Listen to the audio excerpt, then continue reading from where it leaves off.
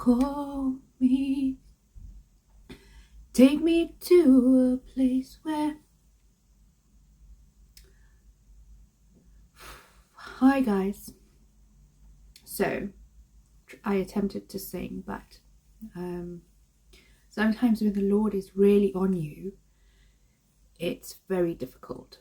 So I probably sound not so great. Anyway, so today we're talking about a dream that the Lord gave me. And the dream is about Donald Trump. And it's an important dream because I saw him in a position of authority. I saw him in a position of power, and I saw him signing a particular document. And in the dream, we were in an office, and I was standing and he was sitting down and he was signing this document. And as I looked at the contents of the document, I began to resist what was in the document. And so I woke up, and then when I was asking the Lord, Father, what does this mean, right? Because I've got no skin in the game when it comes to American politics. And the Lord has shown me that Donald Trump is the rightful president of America. In 2020, he should have won that particular election. And because of fraud and because of the enemy, the results were different. The outcome was different. So the Lord showed me that Donald Trump is the rightful president of America. Now the Lord gave me a dream of him signing a document. Now, to be able to sign a document, it means that you are in a seat of authority. It means that you are in power, right? So this dream is pertaining to Donald Trump being in power, and I saw him signing this document. But where I had the issue and why I took it to the Lord, I was like, why am I resisting what is in the document? I wasn't shown the contents, but I was resisting the contents of the document. And I was asking God why. The Lord was showing me the Abraham Accords and how Donald Trump contributed to signing the Abraham Accords. And when he was explaining to me my dream, he was saying to me that Donald Trump is going to sign a document that will be more monumental than the Abraham Accords, but will piggyback off of the Abraham Accords. And so that's what I was resisting in my dream.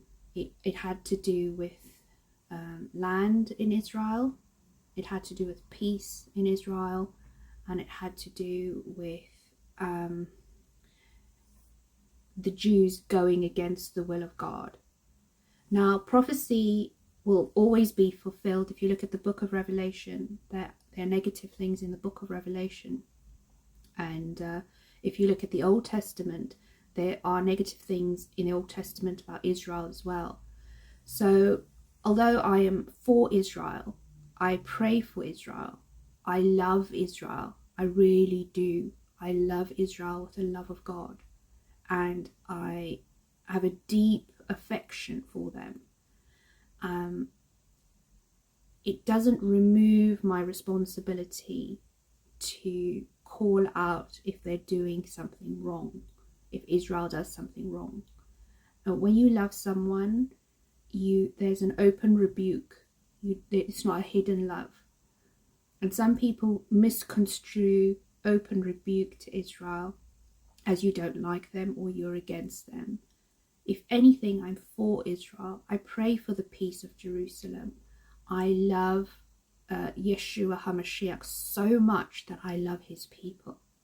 I love the fact that they were the custodians that gave us Jesus Christ. I can only but respect Israel.